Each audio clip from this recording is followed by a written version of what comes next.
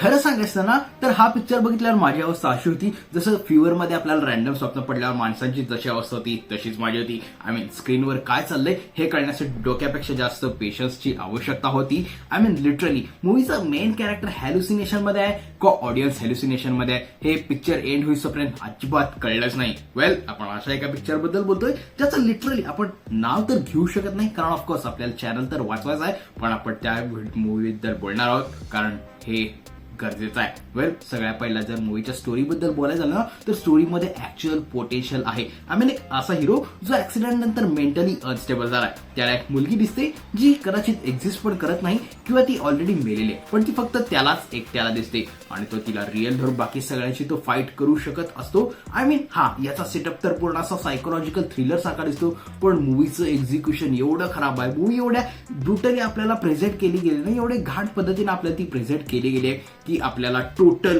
फुल time torture feel होतो. आणि या सगळ्यावर आहे मूवीच्या हिरोचा परफॉर्मन्स. आय मीन यामध्ये सिच्युएशन तर अजून वर्स झालेले आहे. आय मीन उगाच बिनकामाचं शॉटिंग. आय मीन मूवीमध्ये काय काय असे सिच्युएशन्स आहेत जिथं त्या मूवीच्या हिरोला काही इमोशन्स दाखवणं गरजेचं होतं. तो हॅल्युसिनेशन मध्ये आहे का त्याला रिअल मध्ये हे सगळं दिसतं, या सगळ्यासाठी त्याला विविध इमोशन्स दाखवायचे होते. पण ह्यामध्ये हिरोनं काय केलं तर फक्त आणि फक्त शॉटिंग. कधी बॅटमॅन सारखा असा हेवी व्हॉइस वापरलाय तर कधी बिनकामाचं शॉटिंग यामध्ये केलं गेलेलं आहे. आणि ह्या सगळ्यामध्ये ते जे रोमॅन्टिक सीन्स होते ते तर असं वाटतं जसं शाळेमध्ये आपण असलेले रोमॅन्टिक सीन्स आपल्याला असे बघायला मिळतील, एवढे ते वाईट पद्धतीने डिझाईन केले होते. कधी कधी तर ते फारच क्रिंज वाटत होते. वेल, या सगळ्या आपण पुढे बोलू, पण ह्याच्यामध्ये ना मूवीचा जो हिरो आहे तो फक्त 2 सीन्स मध्ये थोडाफार शाईन करून जातो. एक म्हणजे लॉंग शॉट्स जेव्हा जे काय आहे बंगलोमध्ये सेट आहे जिथं तो मास्क मॅन घातलेले आहे व्हिलन्सला आपला हिरो मारत असतो. आणि दुसरा म्हणजे जो आपण ट्रेलर मध्ये पण बघितला होता जिथं स्ट्रॉ हॅट घातलेले गँग्सला जो आपला हिरो रॅन्डम 1-2 लोकांना मारतोय. आणि ह्यामध्ये मजेशीर गोष्ट पण असे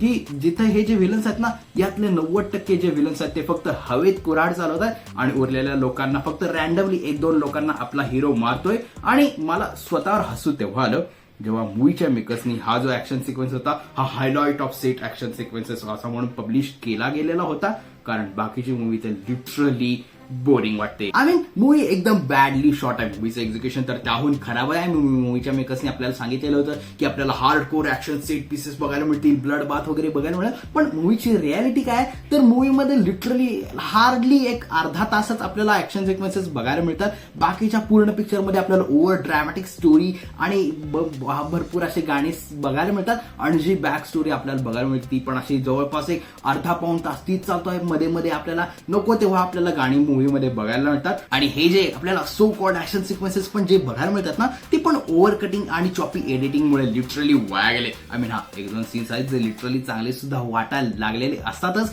पण तेवढ्यात आपल्याला तिथं लिटरली टिकटॉक लेवलची एडिटिंग आपल्याला बघायला मिळते. लाऊड बीजीएम दर 1-2 मिनिटाला असे रॅन्डम कट्स आणि पूर्णपणे लाऊड बीजीएम ज्यामुळे आपला पेशन्स हा दरवेळी टेस्ट केला जातो. आणि जसं आपण सॉंग्स मेन्शनच केले त्यामध्ये जर सॉंग्स बद्दल बोलायचं झालं तर ह्याचे जे ट्रान्झिशन आहेत ते एवढे हिलारियस आहेत ना की आपल्याला स्वतःवर हसू येतं की मी काय बघायला आलेलो आहे. आय मीन मूवीमध्ये काय काय असे सीन्स आहेत जिथं आपला मेन हिरो हॅल्युसिनेशन मध्ये असं जे काय त्याचा जो परफॉर्मन्स आहे तो दाखवण्याचा प्रयत्न करतोय, जोरजोरात ओरडण्याचा प्रयत्न करतोय, ऑडियन्सला एम्पॅथी फील करण्याचा प्रयत्न करतोय आणि त्याच वेळी रॅन्डमला चालू होतं मैं तेरे बिन मर जावा.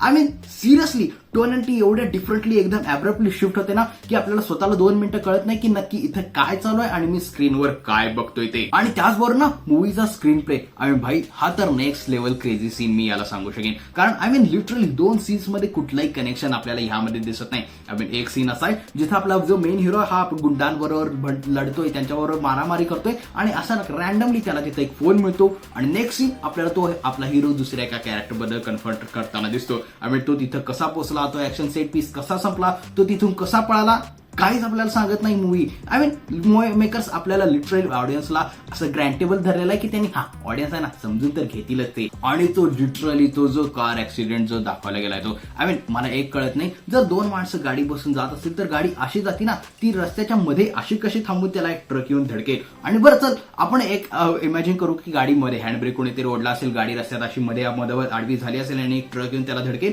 पण धडकल्यानंतर गाडी जी उडती त्यानंतर नेक्स्ट कट मध्ये आपल्याला लिटरली गाडी परफेक्ट पोझिशन मध्ये रेल्वे ट्रॅकवर कशी काय दिसते. हा एक संशोधनाचा मुद्दा आहे असं मी सांगू शकतो. I mean literally me picture बघताना मला लिटरली फिजिक्स माझ्या शेजारनं असं थिएटरमधनं बाहेर पडताना मला दिसत होतं, पण मी काहीच करू शकत नव्हतो. त्यामुळे तो कारचा जो सीन आहे ना तो लिटरली कॉमेडी सीन बनून जातो. आणि त्याचबरोबर ना या मूवीमध्ये व्हिज्युअल्स आणि सॉंग्स यांना ना एक बेसिक असा सीन करण्याचा बेसिक एफर्ट पण केला गेलेला दिसत नाही. काही सीन्स आहेत आणि सॉंग्स जे ॲड्रपली कट केलेले जातात, त्यामुळे असं वाटतं की या मूवीमध्ये ना एक अशी सिल्वर लायनिंग सुद्धा हुडकणं ना एक फॉर्म ऑफ आर्ट म्हणून घोषित केला पाहिजे. कारण ही फिल्म लिटरली तुम्हाला मेंटली आणि फिजिकली दोन्ही ठिकाणी पूर्णपणे ट्रेन करून टाकते. व्हीएफएक्स जरा अवस्था अजूनच वाईट आहे. सगळीकडे आपल्याला सब स्टँडर्ड व्हिज्युअल्सच दिसून येतात आणि त्याचबरोबर मूवीचे जे साईड कॅरेक्टर्स आहेत त्यांचा पण आपल्याला हेवी यूज दिसून येतो, पण ते सुद्धा असे रँडमली वेस्ट केलेले आपल्याला दिसून येतात. त्यातल्या त्यात उपेंद्र लिमयेचंच कॅरेक्टर जे आहे ते थोडंफार आपल्याला या मूवीमध्ये एक पॉझिटिव्ह आपण एक सांगू शकतो. आणि ह्या मूवीची लव्ह स्टोरी ती तर एक वेगळंच टॉर्चर, ज्याच्यात मला न बोलणंच मला तर आता ठीक वाटतंय. आणि आय मीन लिटरली मूवीमध्ये कॉमेडी क्रिएट करायची पण कोशिश त्यांनी केलेली आहे, पण जे डायलॉग्स त्यांनी त्यासाठी यूज केले आय मीन मूवीच्या सेकंड हाफमध्ये एक डायलॉग जिथे एक कॅरेक्टर येऊन आपल्या विलनला बोलतं की मैंने उसे मार डाला वो लेफ्टी था, त्याच्यावर आपला विलन म्हणतो की हा उसका बाप भी लेफ्टी था. असे यांनी डायलॉग्स यूज करून इथं कॉमेडी क्रिएट करायची कोशिश केली. आय मीन फर्स्ट हाफमध्ये पण कॉमेडी क्रिएट करायची कोशिश केली,